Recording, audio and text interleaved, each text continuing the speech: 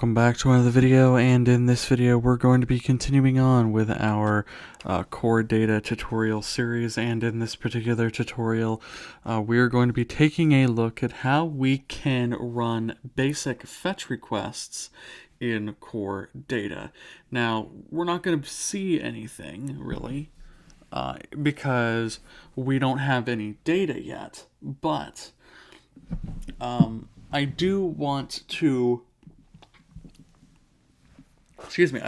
to get familiar with how you create fetch requests early on, because we're going to be iterating on that as the series goes on, because building fetch requests is fundamental to how you get your data and then display it to the user.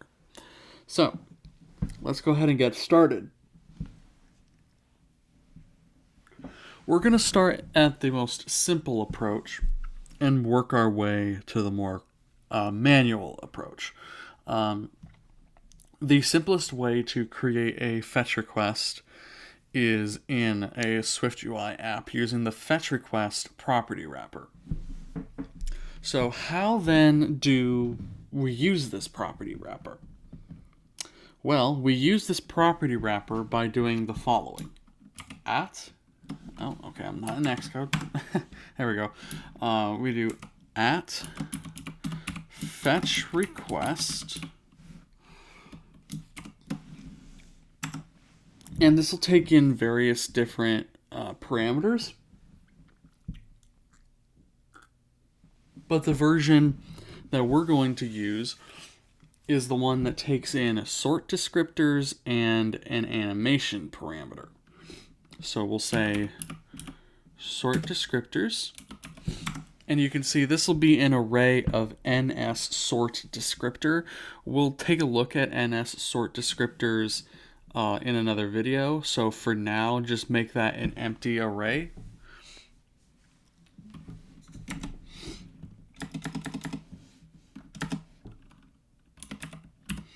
And then animation dot default.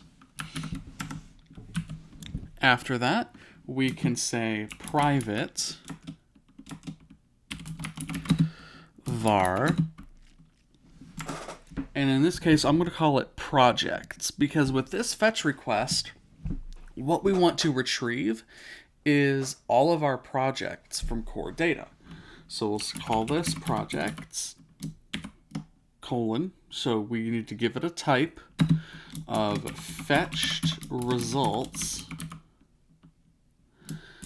and this will take in a generic type parameter of the type of object you want to retrieve, in this case project,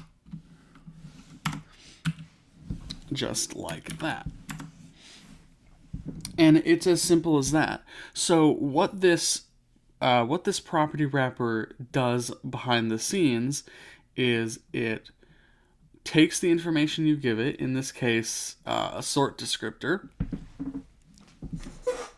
and says, okay, we want to get every single instance of project stored in core data unsorted to the user. And that's what it will do. Now the animation part, that is passed to the underlying UI kit code. So the underlying UI kit code for this will use what's called an NS fetched results controller. That's a little bit more of an advanced topic when we're talking about core data, but that basically was used in UIKit to more easily manage fetching data from core data and then displaying it to the user in, for example, a table view or a collection view.